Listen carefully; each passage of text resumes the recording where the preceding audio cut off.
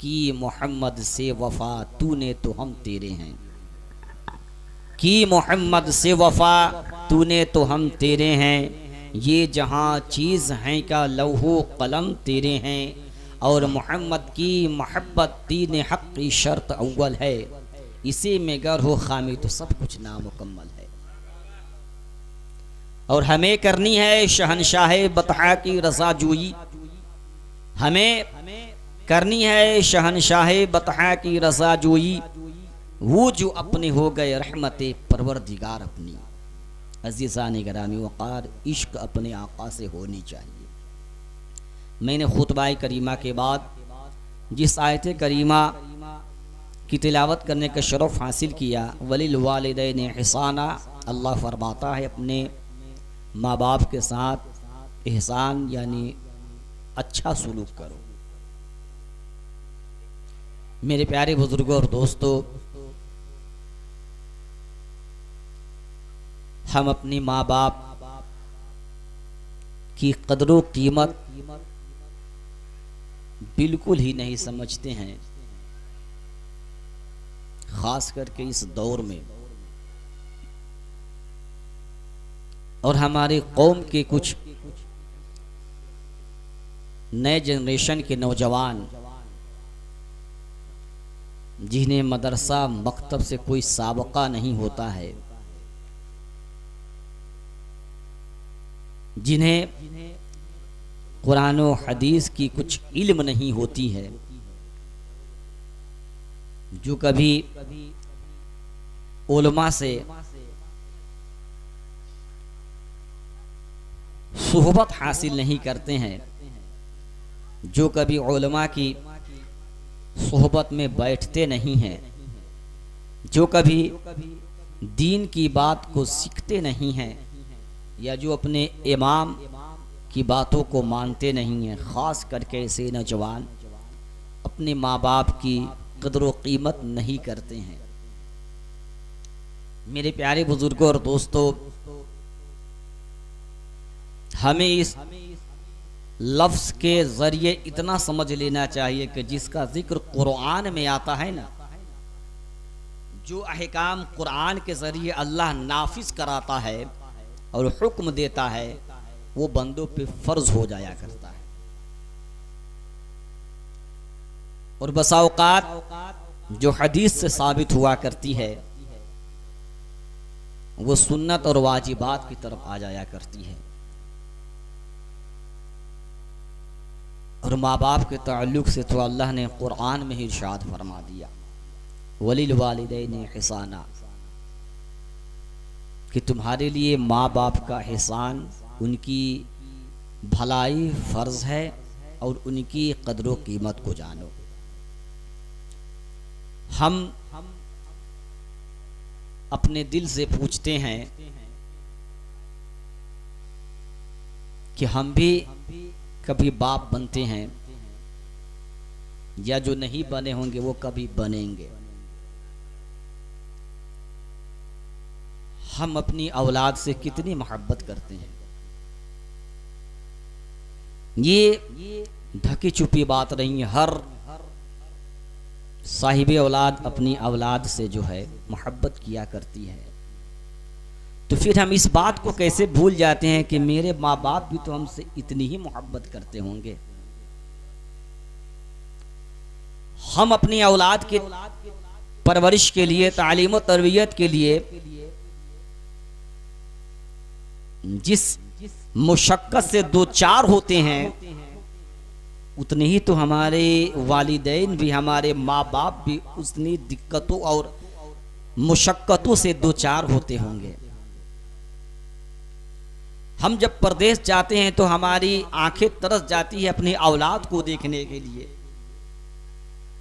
तो हमारे माँ बाप भी तो हमारे लिए तरसते होंगे, हमारी राह तकते होंगे, काश मेरा बेटा आए और आ करके सलाम करने के बाद फ़कत इतना पूछ ले, अब्बा हुजूर आप कैसे, अम्मी आप कैसी हैं, आपको कोई दिक्कत तो नहीं है, कोई तकलीफ तो नहीं है। माँ बाप को और चाहिए क्या।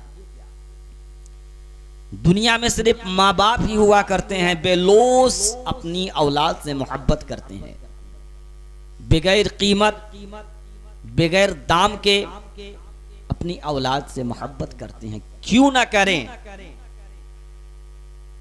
ये ममता है और बाप की शफकत है कि वो अपनी औलाद से मोहब्बत करते हैं। और जिसके लिए कुरान कहता है कि तुम्हें अपनी माँ बाप का एहसान करना है, उनके साथ भलाई करना है, तो वो इनसे बेखबर है।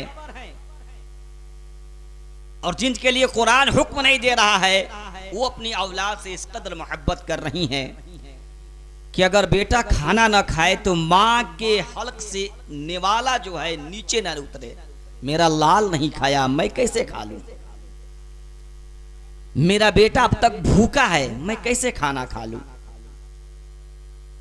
माँ माँ हुआ करती है, बाप बाप हुआ करता है। माँ कभी अपनी औलाद से ज्यादा जो है तकलीफ ज्यादा हो जाती हैं, ज्यादा बेचैनो बेकरार हो जाती हैं, तो अपने आंखों से आंसू बहा करके दिल के हल्का कर लेती हैं, दिल के बोझ को उतार लेती हैं। लेकिन बाप का वो कलेजा होता है कि बाप अगर बेटा से दुखी भी होता है, नाराज भी होता है, अगर गमज़दा भी होता है, तो वो आंखों से आंसू नहीं बहाता है। इसलिए नहीं बहाता है कि बाप हुआ करता है। अगर बाप ही अपने घरों में अपनी जो है बीवियों के सामने, औलादों के सामने, अपने घर के हर फर्द के सामने अगर आंसू बहा देगा तो लोग कमजोर हो जाएंगे, क्योंकि बाप उस घर का मेंबर अव्वल हुआ करता है। बाप मेंबर अव्वल हुआ करता है। मेरे प्यारे बुजुर्गों और दोस्तों, माँ का मकाम या बाप का मर्तबा उस वक्त समझ में आता है जब अपने ही हाथों से अपने बाप का जनाजा एक इंसान औलाद कब्र की आगोश में उतारता है। उतारने के बाद इसी हाथों से मिट्टी देता है। मिट्टी दे करके जब वो घर पे आता है, वही जो है कुर्सी लगी है, वही कमरा है, वही जगह है। अब तक बाप वहां बैठा हुआ करता था, चाहे बीमार था, चाहे लागर था, कमजोर था, बिस्तर पे पड़ा था, लेकिन चेहरा सामने था। कभी जाकर के बाप के सामने बेटा बैठ लिया करता था तो ऐसा महसूस होता था कि मेरा घर में जो है बहुत ज्यादा रौनक है बाप की वजह से। माँ बूढ़ी है, कभी माँ के सामने बैठ करके जो है थोड़ी देर गुफ्तगू की जाती थी, बेटा का तमाम दिल का बोझ हल्का हो जाया करता था। लेकिन वही जगह है, आज माँ सामने नहीं है, आज बाप का चेहरा सामने नहीं है। अब वो आया है, मगरिब की अजान हुई है, नमाज पढ़ करके जब वो नेक बंदा वो जो है औलाद घर के दहलीज के अंदर कदम को रखता है, देखता है कि कल जो है मेरे घर में जितनी रौनकें थी, जितनी खुशियाँ थी, जितना जो है मेरे घर में जो है बरकतें थी, आज मेरा घर सूना सूना दिखाई दे रहा है। आज मेरा घर जो है बिल्कुल रौनक से मांद पड़ा हुआ है।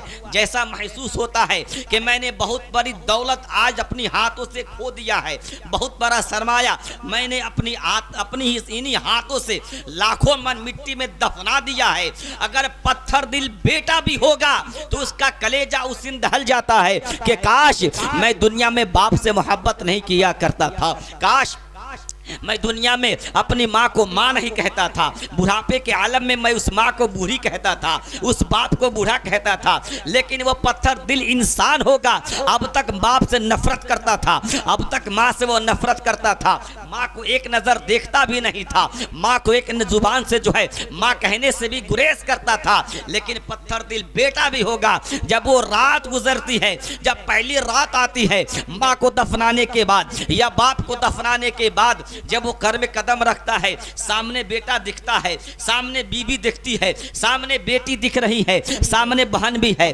भाई भी है, तमाम रिश्तेदार भी हैं, दोस्तों अहबाब भी है, खैशो अकारिब भी है, सब दिखते हैं। लेकिन वो नहीं दिखता है जब एक बंदा जो है, जब एक औलाद जब परेशानी के आलम में जो है सराशोर जो है शराबोर हो जाता है, जब दुखों के आलम में बिल्कुल जो है दुखों के पहाड़ टूट जाते हैं, तो बाप उसके सर सर पे शफकत का हाथ रखता है, बेटा घबराओ नहीं, तेरा बाप जिंदा है। वो इंसान टूट जाता है, सबको दिख रहा है सामने बाप का जलवा नहीं है, सबको दिख रहा है सामने माँ का नूरी चेहरा नहीं है, वो इंसान टूट जाता है, पत्थर दिल कलेजा भी होता है, उसकी आंखों से आंसू बहने लगते हैं, रब की बारगाह में फरियाद करता है, मौला मैंने आज बड़ी कीमती चीज को खो दिया है, मैंने बड़ी आज जो है कीमती सरमाया चीज को आज जो है मैंने अपने हाथों से जो है मिट्टी में दफना दिया है। गातिब गैबी से आवाज आती है, ये इस्लाम का जो है, ये इस्लाम का मुक़द्दस दीन है,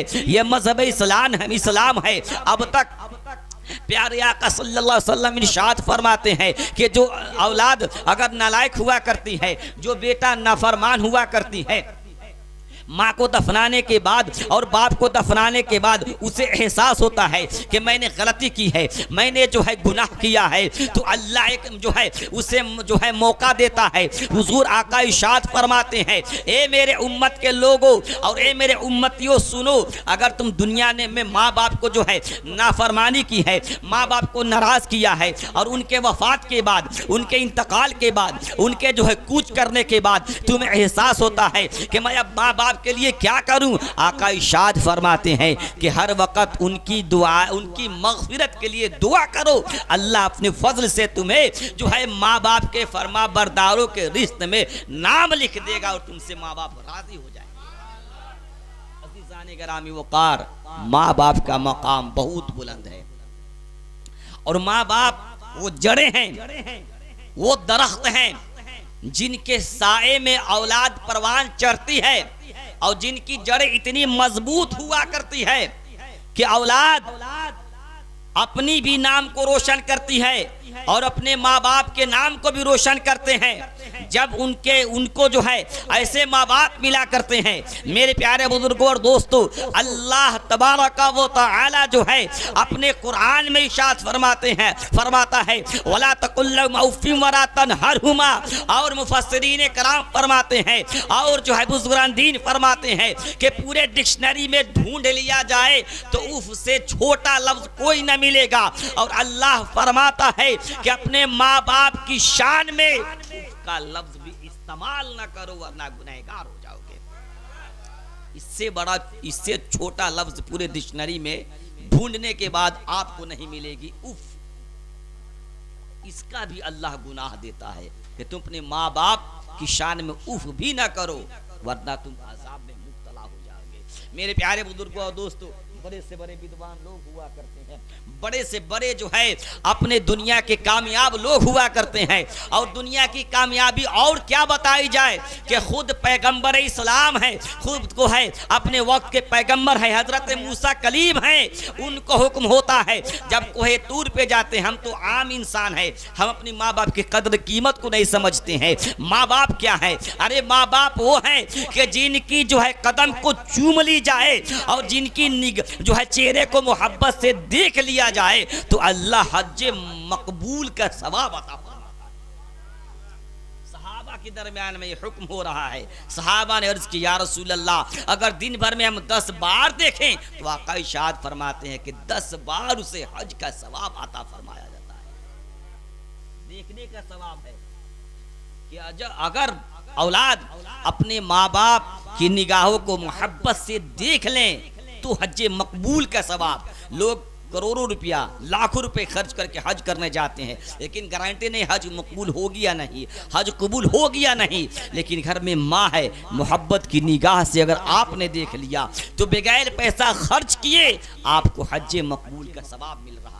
ये कितना मकाम इस्लाम अता फरमा रहा है। लेकिन उसके बावजूद घर में बूढ़ी माँ हुआ करती है, मेरे प्यारे बुजुर्गों दोस्तों, उसकी तरफ हमें जो है तवज्जो नहीं होता है, हमें ध्यान ही नहीं जाती है कि मेरी घर में एक बूढ़ी माँ है, हजरत मूसा कलीम है, कोहे तूर पे जा रहे हैं। जाने के बाद जो है जैसे घर से कदम निकालते हैं, हातिब गैबी से आवाज़ आती है, मूसा खबरदार, होशियार हो जाना, संभल के आना। मूसा जो है तसस्सुस के आलम में पड़ जाते हैं, मौला ये कोई पहली बार तो नहीं है कि इसके पहले भी मैंने जो है, इसके कबल मैंने तुमसे कलाम किया है, कोहे तूर पे मेरा जाना आना हुआ है, लेकिन ये मामला पहली मर्तबा हो रहा है, होशियार पहली मर्तबा किया जा रहा है, खबरदार पहली मर्तबा किया जा रहा है, संभलने को पहली पहली मर्तबा कहा जा रहा है। मूसा कलीम जो है कोहे तूर पे जाते हैं, जाने के बाद वो गए थे किसी और कलाम की गरज से, किसी और बात करने की गरज से, लेकिन दिल में ये ख्याल है पहली मर्तबा जो है ये गैब की आवाज़ क्यों आई है, ये ऐसी बातें क्यों कही गई है।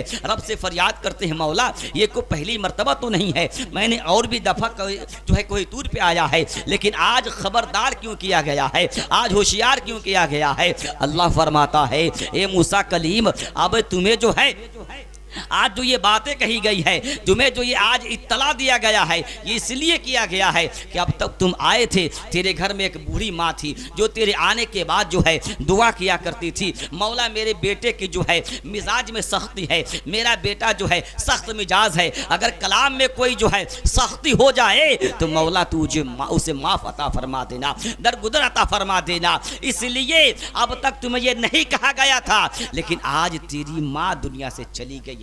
अंदाजा लगाए एक पैगंबर को हुक्म हो रहा है तो हम तो आम इंसान है, हमारे साथ क्या मामला होने वाला है। मेरे प्यारे बुजुर्गों और दोस्तों, ये तो मूसा कलीम की बात है।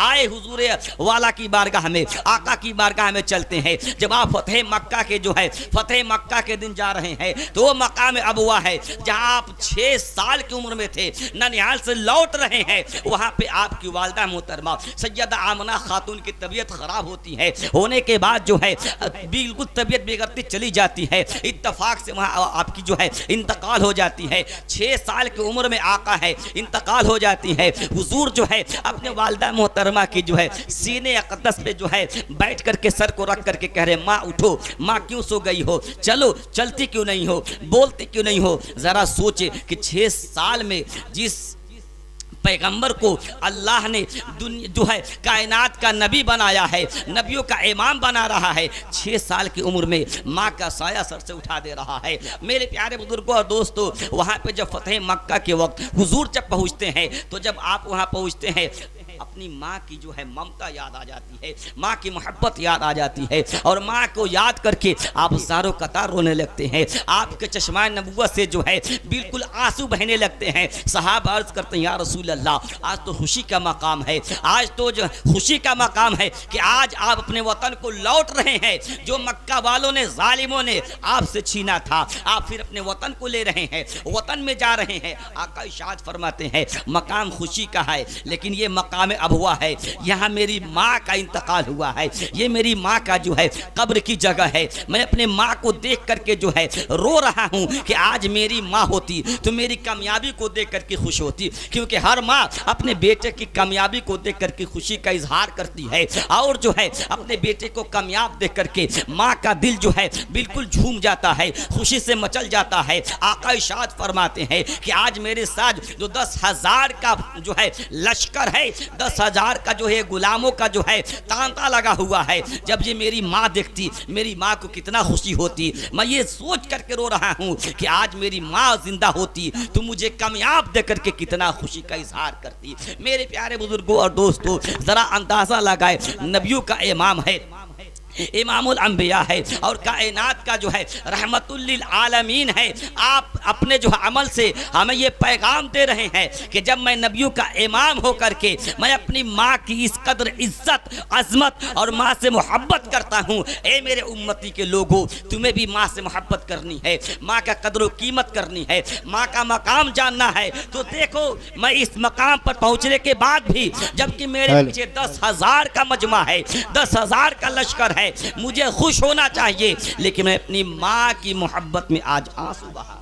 नारे तकबीर, नारे रिसालत, मसले के आला हजरत ख्वाजा का हिंदुस्तान, नारे तकबीर, नारे रिसालत, उलमा अहले सुन्नत, सरकारे मुजाहिदे मिल्लत, नारे तकबीर, नारे रिसालत। दरूद पाक पर अल्लाहुम्मा सल्ली अला सय्यिदना शफीअना मौलाना मुहम्मदिन बारिक वसल्लम सल्लु अलैहि सलातन व सलामन अलैका या रसूल अल्लाह सल्लल्लाहु अलैहि वसल्लम। और आज का ये मजमा जो है ये क्यों है? माँ से मोहब्बत ही का ये समरा है। हमारे चचा आज कुछ दिन गुजरा है कि मैंने इन्हीं हाथों से अपने बाप को दफनाया है। अल्लाह हमें भी तौफीक दे कि उन दोनों के नाम से हर साल जब तक जिंदा रहें ये साले सवाब करते नहीं। क्या है और है भी क्या औलाद के लिए? वो तो दुनिया में चले गए। जितनी भी जायदाद, ये जितनी भी मेहनत व मुशक्कत करके जो कुछ बनाया था उसका फायदा तो हम उठा रहे हैं। क्या लेकर के गए?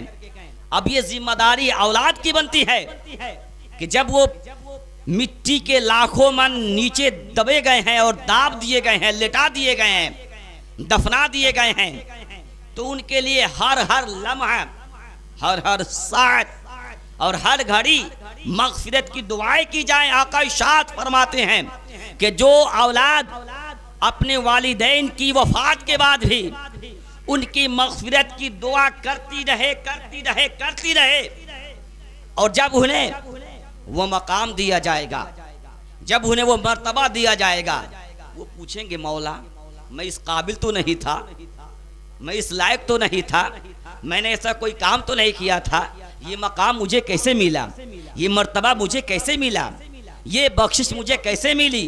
अल्लाह फरमाता है हे मेरे बंदे, जो तुमने अपने पीछे जो औलाद छोड़े थे उन्होंने पल पल तेरी मग़फ़िरत की दुआएं की, पल पल तुझे बख्शिश की दुआएं की। जब नमाजें पढ़ते तो तेरे लिए अलग से 2 नफल नमाजें 2 रकात पढ़ते, दुआएं करते। इसका सवाब मेरे बाप को, मेरी माँ की रूह को पहुँचा दे। ये उन्हीं की दुआओं का समरा है कि तुमने नहीं किया था, लेकिन उनकी दुआओं ने वो रंग लाया है कि आज तुम्हें ये मकाम अता फरमा दिया गया, आज तुम्हें ये मकाम अता फरमा दिया गया है। और इंसानी जिंदगी के नाते, इंसानी जिंदगी के ताल्लुक से हर बंदा अगर अपने अमाल को देखे तो गुनहगार जरूर है, गुनहगार जरूर है, क्योंकि आप जानबूझ के बचेंगे, लेकिन जो अनजाने में गुनाह हो गया उसका क्या? गुनहगार हैं।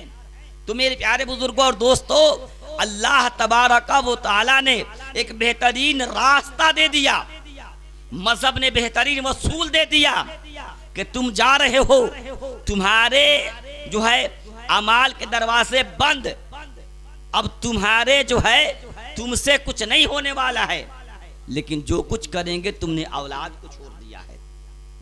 सुभान अल्लाह, सुभान अल्लाह। सालेह औलाद हैं, मुत्तकी औलाद हैं, तो वो जब जब दुआएं करेंगे तेरी मकाम बढ़ते रहेंगे, वो जब जब दुआएं करेंगे तेरे मर्तबे बढ़ते रहेंगे, वो जब जब दुआएं करेंगे तेरी बख्शिश होती रहेगी। मेरे प्यारे बुजुर्गों और दोस्तों, इस तरीके से अगर कोई बंदा जो है अपने औलाद को हाफिज बना देता है या कुरान की तिलावत करता है और जो है वो बार बार कुरान की तिलावत करता है, पढ़ता है, अपने बाप के साल पहुँचाते रहता है, सवाब पहुँचाते रहता है, तो अल्लाह तबारक व तआला उसकी तमाम गुनाहों को बख्श देता है। सुभान अल्लाह, सुभान अल्लाह। खताओं को बख्श करके जो है उन्हें जन्नत में आला मकाम अता फरमा देता है। इसीलिए मेरे प्यारे बुजुर्गों और दोस्तों, हमें अपनी माँ बाप की कदर कीमत को समझनी है, उन्हें उनकी मकाम को समझना है कि जिसके बारे में कुरान ऐलान करता है वलिल वालिदैन एहसाना, अपने माँ बाप के साथ एहसान करो, भलाई करो। और हर चीज में मजहब ने कहा है कि तुम्हें एहतियात करनी है, चलना हो तो उनकी कदम से तेरी कदम आगे न बढ़े, ये अदब है। सुभान अल्लाह, सुभान अल्लाह, बेशक। तो उनकी कलाम से, उनकी आवाज से तेरी आवाज बुलंद ना हो बल्कि पस्त रहनी चाहिए, अदब है। इज्जत ये है कि अगर तेरे बाप तेरे नजरों के सामने है, जहां तक है, इज्जत अदब ये है कि तुम अगर वो खड़े हैं तो तुम बैठ नहीं सकते हो, ये अदब है, ये अदब है। इज्जत ये है मेरे प्यारे बुजुर्गों और दोस्तों कि अगर आपके बाप कहें ये काम करनी है तो करनी है। और इस्लाम ये कहता है कि दुनिया में अगर आपको आपके वालिदैन ने जिस काम से मना फरमाया है, मरने के बाद भी उस काम को नहीं करना है, हक है। सुभान अल्लाह, सुभान अल्लाह। और जिस रिश्तेदार से आपके वालिदैन ने रिश्ता जोड़ने के लिए कहा है, उसे मरने के बाद भी उनसे रिश्ता जोड़ना है। मेरे प्यारे बुजुर्गों और दोस्तों, ये उनके लिए जो है ये भी सवाब का जरिया है। हमारे माँ बाप दुनिया से चले जाते हैं, उन्होंने अगर रिश्तेदार से मोहब्बत की है, अगर आप उनसे जो है कतई ताल्लुक रखते हैं, रिश्ता तोड़ते हैं, तो उनके रूह को तकलीफ पहुंचती है। ये तमाम चीजें सवाब पहुंचाने का जरिया है, उनकी रूह को तकलीफ पहुंचती है। अगर बाप ने जिंदगी में वसीयत की है कि इनसे नहीं मिलना है, ये काम नहीं करना है, यहाँ पे नहीं जाना है, उनके वफात के बाद अगर आप ये जहन बनाते हैं, आपके जहन में ये बात आती है कि वो तो दुनिया में है नहीं, वो तो दुनिया से चले गए हैं, अब उनसे जो है क्या, वो दुनिया में चले गए, देख नहीं रहे हैं, अगर ये काम कर लेते हैं तो कब्र में उनको तकलीफ पहुंचती है। आपके अमाल से, आपके करने से, ये भी नाफरमानी है, ये भी नाफरमानी है। फर्मा बरदारी जिंदगी में भी करनी है और वफात के बाद भी उनकी फर्मा बरदारी करनी है, वफात के बाद भी उनकी फर्मा बरदारी करनी है। मेरे प्यारे बुजुर्गों और दोस्तों, ये अजीज़ान गिरामी वक़ार, माँ बाप का मकाम हम और आप क्या बयान कर सकते हैं। हम लोग कम पढ़े लिखे अपनी माँ बाप की मकाम को क्या बयान कर सकते हैं। बड़े बड़े लोगों ने जो है अपनी माँ के तलबों को चाटा है। अल्लाह के वलियों ने माँ की कदमों का बोसा लिया है।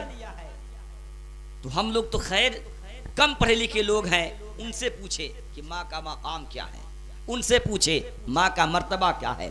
मेरे प्यारे बुजुर्गों और दोस्तों, तमाम औलियाए कराम की आप जीवनों को पढ़ लीजिए, हयात को पढ़ लीजिए।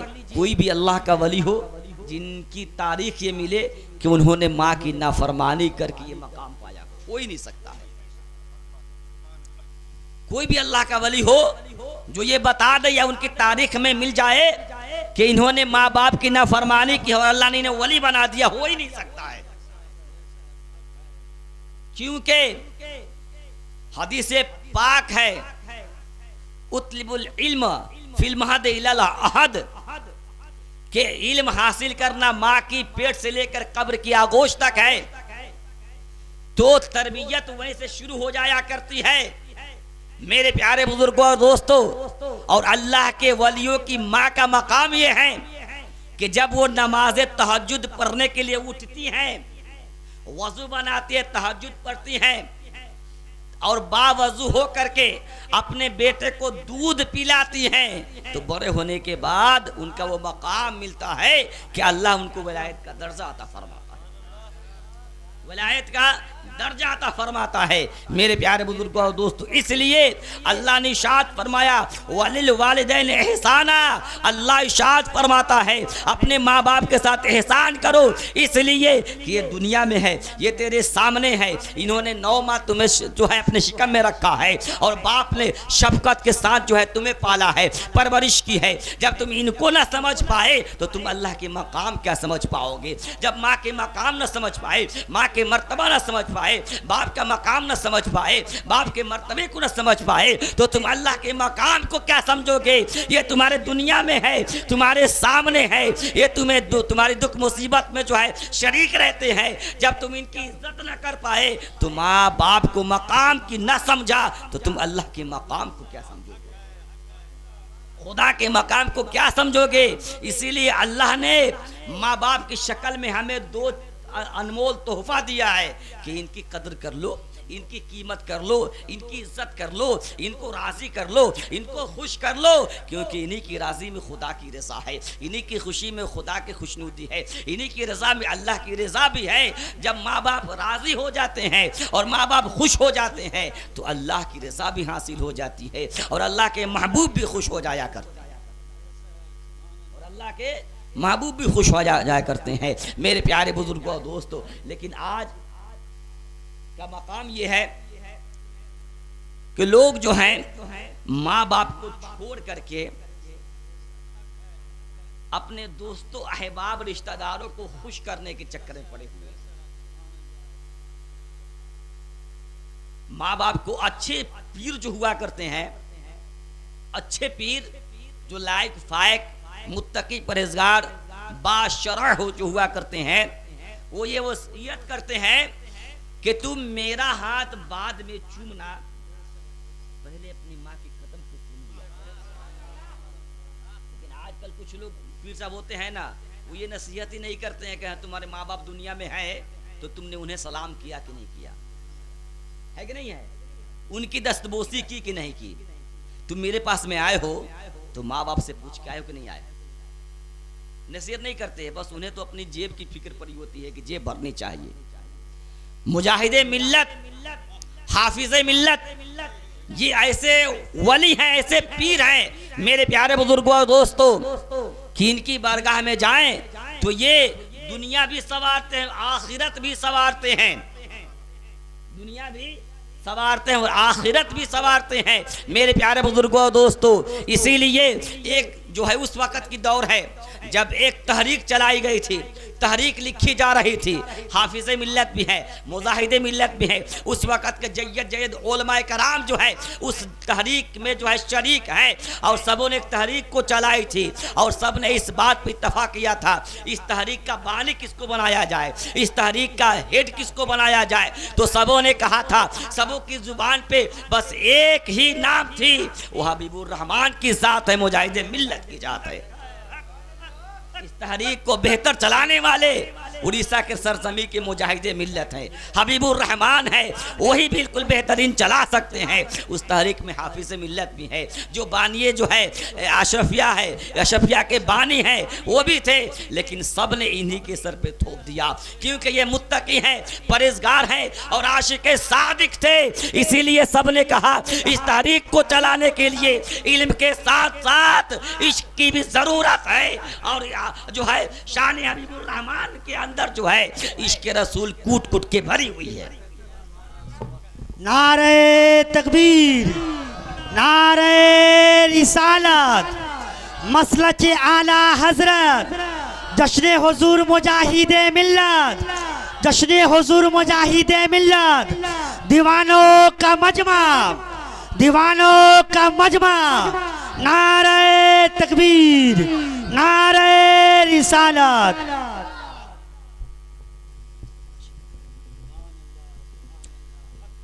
मेरे प्यारे बुजुर्गों और दोस्तों, तो मुजाहिद मिल्लत की वो ज़ात है। अल्लाह ने एक तौफीक बख्शी मुझे भी कि मैं एक दफ़ा उनके दरबार पर ज़रूर गया हूँ, देखा है मैंने, और उनके सजादा नशी से मैंने मुलाकात की है। बज़ाब्ते मैंने इन्हीं हाथों में उनके हाथ को लेकर के दस्तबूसी भी की है। अल्लाह तबारका व तआला ने जो खिदमत का जज्बा दिया था मुजाहिदे मिल्लत को, वैसा जज्बा काश कि हमारे अंदर हो जाता तो हम भी फकीरी अख्तियार कर लेते।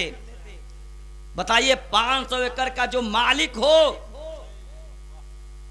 वो अपने वक्त का जो है बहुत बड़ा जो है मालदार कहलाएगा, लेकिन उनके अंदर इश्क रसूल कूट कूट कूट भरी हुई है, और वो रसूल पवकार सलाम के नक्शे कदम पे चल रहे हैं। आका की बारगाह है, हुजूर की थैली आई हुई है, सहाबी रसूल हैं और मसला पूछने के लिए हाजिर है। हुजूर, एक रोजा मैंने रखा था पर वो रोजा मुझसे टूट गया है, आपने फरमाया कफारा अदा करो,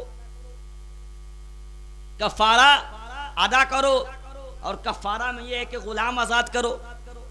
उसने कहा हुजूर मैं इस्तात नहीं रखता। आपने कहा ठीक है, फिर पै दर पै 60 रोजे रखो। उसने कहा हुजूर एक रोजे रखे तो टूट गए, 60 कहां से रख पाऊंगा।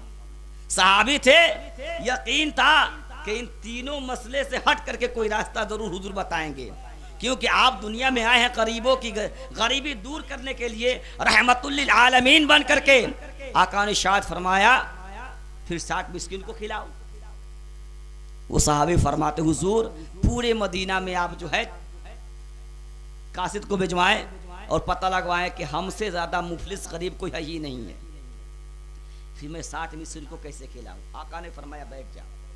हुजूर ने ये नहीं बताया, फरमाया कि जाओ, इसके अलावा मैं क्या करूं, मैंने मसला बता दिया, जाओ। क्योंकि अल्लाह ने हुजूर को तो इख्तियार बना करके दिया, भेजा है, इख्तियार दिया है।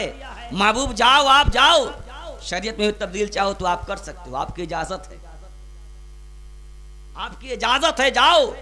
एक सहाबी यहाँ हुजूर की थैली ला करके हुजूर ये तोहफा है, बुल फरमा ले। हुजूर ने उसे दिया और देने के बाद फरमाया जाओ गरीबों मिस्किनों यतीमों में तकसीम कर लो, तुम्हारा कफ़ारा अदा हो जाएगा। उसने कहा हुजूर गरीब तो हम खुद ही हैं, मुफलिस तो हम ही हैं, हमसे ज़्यादा कोई गरीब है नहीं, मुफलिस है नहीं, ज़रूरतमंद कोई है नहीं। आका ने फरमाया फिर जाओ तुम ही खा लो, घर वालों को खिला दो, कफ़ारा अदा हो जाएगा। इसी हदीस पाक को नजरों के सामने रखें और मुजाहिद मिल्लत की जो जिंदगी को देखें। हुजूर ने एक हुजूर भी ना रखा। और हुजूर की सीरत ये है, हज़रत आयशा फरमाती हैं कि कभी कभी किसी दिन ऐसा भी होता था, रमजान के महीने में आका आते और पूछते आयशा घर में कुछ खाने का सामान, इफ्तार का वक्त हो रहा है। अम्मा आयशा फरमाती हुजूर कुछ भी नहीं है। आका फरमाती अल्लाह का शुक्र है। हमारे घर ऐसा हो जाए और हम कहें अहलिया कुछ है, वो कह दे कुछ भी नहीं है, मेरा दिल से नहीं निकलेगा कि अल्लाह का शुक्र अदा करो। हुजूर हैं, हुजूर अल्लाह के महबूब हैं। मखलूक होना और है, महबूब होना और है। उस हाल में भी अल्लाह के महबूब ने अल्लाह का शुक्र अदा किया और एक गिलास पानी लेते, उसी चबूतरा पे चले जाते जहां असहाबे सुफ़ा रहा करते थे, उन्हीं के दरमियान उस पानी को लेकर के इफ्तारी कर लिया करते, अल्लाह का शुक्र अदा करते थे। मुजाहिदे मिल्लत ने कहा उसी रसूल के जो है उम्मती हैं, गुलाम हैं, तो हम इन जायदाद को लेकर के क्या करेंगे, गरीबों में तकसीम कर दो, जो है ज़रूरतमंदों को दे दो। इसलिए कल मैदान महशर में हुजूर ने पूछ दिया हबीबुर रहमान, मेरा ये बस दुनिया का जो है मामूल था कि मैंने सब कुछ लुटा दिया अल्लाह की रज़ा के लिए, तुम समय और जायदाद को जो है जमा करते रहे, हबीबुर रहमान अल्लाह की बारगाह में तू क्या जवाब देगा, हुजूर को क्या जवाब देगा। इसलिए इन जायदाद को लुटा दो, अल्लाह की रज़ा हासिल कर लो, हुजूर की खुशनुदी हासिल कर लो मेरे प्यारे दोस्तों। और ठीक सरकार मुजाहिद मिल्लत ने हुजूर के नक्शे कदम पे चल करके अपनी तमाम जिंदगी को गुजारी। हुजूर मुजाहिद मिल्लत का ही जो है ये जिंदगी का एक हिस्सा रहा है कि मुरीद आपकी बारगाह में जाते तो सबसे पहले आप पूछते बताओ कैसे आना हो, कोई दिक्कत तो नहीं हुई, कोई तकलीफ तो नहीं हुई। आज का पीर मुरीद से लेता है, मुजाहिद मिल्लत ने अपने मुरीदों को नवाजा है, मुजाहिद मिल्लत ने अपने मुरीदों को नवाजा है और इतना नवाजा है, इतना नवाजा है कि दीन भी दे दिया है और दुनिया भी दे दिया है। तुम दुनिया में भी चमकते रहो, कब्र में भी दमकते रहो मेरे प्यारे दोस्तों। अल्लाह तबारक व तआला हम सबों को मुजाहिद मिल्लत का सदका अता फरमा दे। और मेरे प्यारे बुजुर्गों दोस्तों, हम सबों को अपने वालिदैन का कदर व कीमत, एहसान और उनके साथ अच्छा बर्ताव करने के अल्लाह तौफीक अता फरमा दे।